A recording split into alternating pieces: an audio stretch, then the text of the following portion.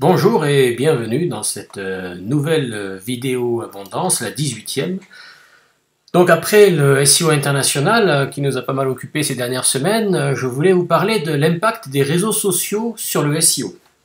Alors, quels réseaux sociaux déjà? Parce que bon, il y en a un certain nombre. Donc desquels on va parler aujourd'hui? Donc bah, tous. Facebook, Twitter, Google+, bien sûr, YouTube. Alors est-ce que YouTube est un réseau social ou un moteur de recherche de vidéos? Bref, allez, on va dire YouTube. Viadeo, LinkedIn, donc un petit peu plus professionnel, Instagram, Pinterest, etc. Bref, on va parler de tous les réseaux sociaux dans cette vidéo. Alors le point important, bien sûr, c'est quel type de signaux sociaux, Google peut-il prendre en compte dans son algorithme pour finalement améliorer et mieux classer ou moins bien classer des pages web ou des sites web dans ces résultats. Alors première famille de signaux sociaux, les liens que vous allez faire depuis le réseau social vers vos contenus, vers votre site. Donc les liens qui sortent de Google+, de Facebook, de Twitter, pour aller sur votre site. Donc, premier point, les liens. Deuxième point, les interactions. Donc ce que font les autres, ce que font vos amis finalement sur les réseaux sociaux. Est-ce qu'ils aiment? Donc j'aime, +1. Est-ce qu'ils partagent? Est-ce qu'ils font des commentaires? Est-ce qu'ils font des retweets, etc. sur Twitter? Donc ça, c'est la deuxième grande famille. Et puis la troisième grande famille, c'est la notoriété. Donc, est-ce que vous avez beaucoup d'amis? Est-ce que vous avez beaucoup de fans? Est-ce que vous avez beaucoup de followers sur Twitter? Voilà. Est-ce que vous êtes quelqu'un de connu ou de reconnu finalement sur les réseaux sociaux? Donc les trois grandes familles, les liens, les interactions et la notoriété. Alors on va les regarder les uns derrière les autres. Donc les liens. En fait, les liens qui sortent des réseaux sociaux pour aller sur vos sites sont tous en nofollow sur tous les réseaux sociaux à l'heure actuelle. Donc le nofollow, je vous engage à regarder la vidéo que j'ai faite il y a quelques semaines sur le nofollow. Les liens en nofollow ne sont pas pris en compte par Google. Donc Google ne prendra en compte aucun lien qui viennent des réseaux sociaux et qui vont sur vos sites. Donc pas de netlinking, pas de backlink. Depuis les réseaux sociaux, c'est clair, c'est net et ça règle le problème. Les interactions, les j'aime, les +1, les partages, les commentaires, les retweets, etc. Donc la plupart du temps, pour la plupart des réseaux sociaux, Google n'a pas accès aux j'aime, aux partages, etc. Vous imaginez bien que Facebook, qui est un concurrent direct de Google+, ne va pas ouvrir les robinets lorsque Google vient chercher des j'aime, des partages ou des commentaires sur Facebook.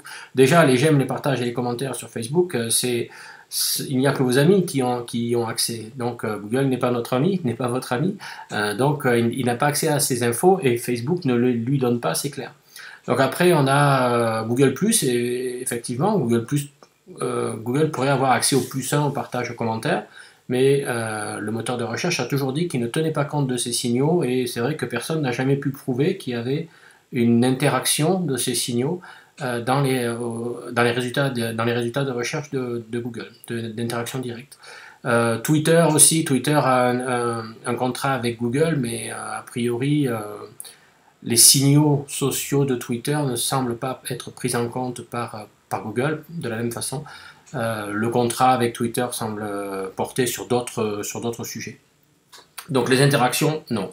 Et puis la notoriété, c'est exactement la même chose, un nombre d'amis, nombre de fans, nombre de followers, le nombre de personnes dans votre cercle Google+, Google n'en tient pas compte, le nombre d'amis de fans Facebook, Google n'y a pas accès, et le nombre de followers sur Twitter, il semblerait que ça ne soit pas pris en compte non plus. Donc grosso modo, là non plus, il n'y a pas d'impact dans les résultats, il n'y a pas d'impact direct dans les résultats de Google.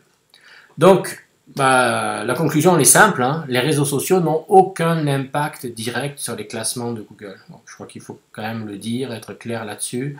Attention au discours de certaines agences qui vous disent soyez présents sur les réseaux sociaux, ça va améliorer votre classement sur Google, ça va améliorer votre référencement sur Google. C'est faux, c'est archi faux, c'est clairement faux. Parfois, c'est aussi une façon de vendre des prestations, mais sur les réseaux sociaux, mais il n'y a pas d'impact direct dans les classements Google. Alors bien sûr, il y a un impact indirect. Ça génère du trafic, ça génère de la notoriété. La notoriété, dans un second temps, peut générer du lien, etc. Mais n'importe quelle action de marketing, n'importe quelle action qui veut vous mener à une visibilité sur le web, aura le même impact. Acheter des AdWords, faire un emailing, prendre une pub à la télé, faire une conférence et à cette occasion parler de votre site, le bouche à oreille, mettre l'adresse de votre site sur votre carte de visite, ça aura le même impact que les réseaux sociaux à l'heure actuelle. Or, je ne suis pas sûr que Google prenne en compte comme critère de pertinence le fait que vous mettiez votre adresse, l'adresse de votre site sur vos cartes de visite. Ben, c'est exactement la même chose pour les réseaux sociaux. Donc, là, ne vous attendez pas à voir vos résultats ou vos pages monter dans le classement de Google si vous êtes très présent sur les réseaux sociaux, ça ne fonctionnera pas. En fait, le principal avantage en SEO des réseaux sociaux, c'est de diversifier vos sources de trafic. Plus vous êtes présent sur les réseaux sociaux, et moins finalement, de façon relative, la part de trafic que vous aurez sur votre site de la part de Google sera forte. Je donne un exemple ici, avec tout ce qui est Organic Search, donc c'est Analytics qui donne tout ça. Organic Search à peu près 48%, le trafic direct, donc les gens, les internautes qui tapent directement l'adresse de votre site, à peu près 19%. Referral, ce sont les liens, les internautes qui cliquent sur les liens, 17%, et puis les réseaux sociaux, 14-15%. On a là une distribution du trafic qui est plutôt bonne, et qui fait qu'on ne dépasse pas les 50% de trafic sur votre site qui sont amenés par Google.